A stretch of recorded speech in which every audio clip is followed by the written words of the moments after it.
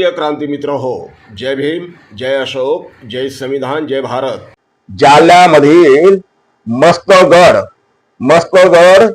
ते अंबर चौफुली 4 किलोमीटरचं अंतर, सुमारे 4 किलोमीटरचं अंतर। आणि या 4 किलोमीटर अंतरामध्ये जिथं पहा तिथं फक्त आणि फक्त जनतेचा महासागर, प्रत्येकाच्या हातात निळे झेंडे, जय भीमच्या घोषणा देत हा संपूर्ण महासागर अंबर चौफुलीकडे निघाला मस्तगडावरून। मित्रांनो, उपवर्गीकरणाच्या विरोधात संविधान रक्षक सरसेनानी, रिपब्लिकन सेना प्रमुख आदरणीय आनंदरावजी आंबेडकर यांच्या नेतृत्वाखाली संपूर्ण महाराष्ट्रामध्ये एक लढा उभा करण्यात आलेला आहे, संविधानिक लढा उभा करण्यात आलेला आहे। आणि या लढ्याचा एक भाग म्हणून प्रत्येक जिल्ह्यामध्ये मोर्चे निघत आहे। जालना जिल्हा देखील त्याला अपवाद नव्हता। ह्या जालना जिल्ह्यामध्ये लाखोचा जनसागर आनंदराव आंबेडकरांच्या एका इशाऱ्यावरती एकवटला। दुपारी 1 वाजता मस्तगड इथून हा मोर्चा सुरू झाला।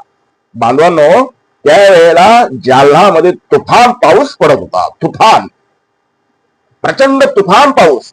आणि या तुफानी पावसामध्ये हा जो महापूर आहे जनतेचा, हा अंबर चौफुलीकडे निघाला। जय भीमचे नारे देत पावसाला जुमानत नव्हते, लोक पावसाला जुमानतच नव्हते। त्या पावसाच्या डोळ्यात डोळा घालून जय भीमचे नारे देत इथल्या प्रस्थापित सत्तेला आव्हान देत होते, देवेंद्र फडणवीसला आव्हान देत होते। देवेंद्र फडणवीस ह्या संपूर्ण उपवर्गीकरणाच्या मधला खलनायक। आणि म्हणून आनंदराव आंबेडकरांनी ज्या वेळेला अंबर चौकामध्ये हा मोर्चा आला, तिथं मोर्चाचं रूपांतर सभेमध्ये झालं, त्यावेळेला आनंदराव आंबेडकरांनी अतिशय आक्रमक शैलीमध्ये, अतिशय जोशपूर्ण, द्वेषपूर्ण भाषण केलं। आणि या भाषणामध्ये आनंदराव आंबेडकरांनी देवेंद्र फडणवीसला त्याची जागा दाखवून दिली। त्यांच्या भाषेमध्ये मी बोलतोय, देवेंद्र फडणवीसांना त्यांची जागा दाखवून दिली। देवेंद्र फडणवीस, तुझी अवकात काय, तुझी लायकी काय, तू बोलतो किती?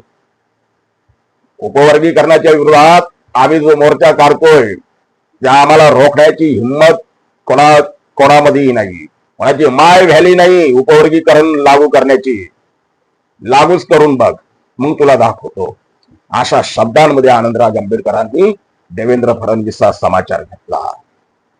मित्रांनो, आनंदराव आंबेडकर साहेब तर तुफान बरसले। त्यांच्या बरोबर आजच्या महाराष्ट्राचे युथ आयकॉन ज्यांना आपलं म्हटलं जाते, ते ऍडव्होकेट अमनजी आंबेडकर सुद्धा तुफान बरसले। अमन आंबेडकरांनी सुद्धा जातीयवादी धर्मांध शक्तींना आव्हान दिलं। त्यांनी सांगितलं, आमच्या वाट्याला जाल, खबरदार, शिल्लक ठेवणार नाही तुम्हाला। आंबेडकरी विचारांनी तुम्हाला समूळ नष्ट करून टाकू, खात्मा करून टाकू, आंबेडकरी विचारांनी तुमचा संपूर्ण खात्मा करून टाकू, असं जाहीर आव्हान ऍडव्होकेट अमनजी आंबेडकरांनी दिलं।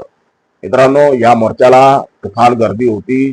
या मोर्चामध्ये आनंदराव आंबेडकर आणि अमनजी आंबेडकरांबरोबर सुधाकर भाई निकाळजे, जे जय भीम सेनेचे राष्ट्रीय अध्यक्ष आहेत, सुधाकर भाई निकाळजे हे सुद्धा विचार मंचावर होते।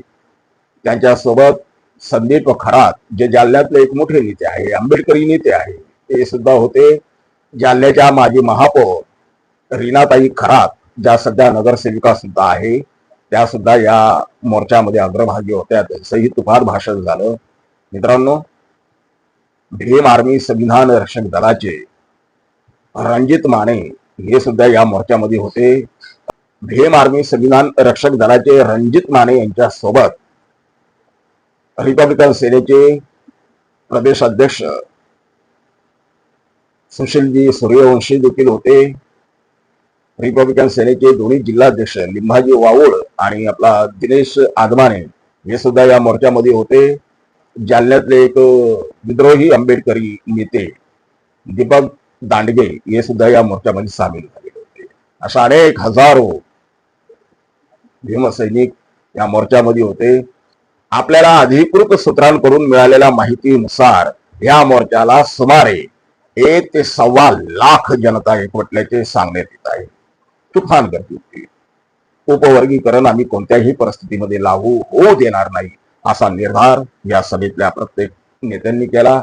आनंदराज आंबेडकरांच्या या आव्हानाला संपूर्ण जालनाकरांनी प्रतिसाद दिलेला आहे. बघूया देवेंद्र फडणवीस आपला निर्णय बदलतात की नाही. शासनाला निर्णय बदलावाच लागेल हे या गर्दीवरून दिसून आलेले आहे. जय भीम. प्रिय क्रांती मित्र हो, भीम पॅन्थर या आपल्या हक्काच्या यूट्यूब चॅनलला कृपया सबस्क्राईब करून आम्हाला विषमतावादी शक्तींच्या विरोधात लढण्यासाठी बळ द्या, शक्ती द्या, ऊर्जा द्या. कमेंट करा, लाईक करा, शेअर करा.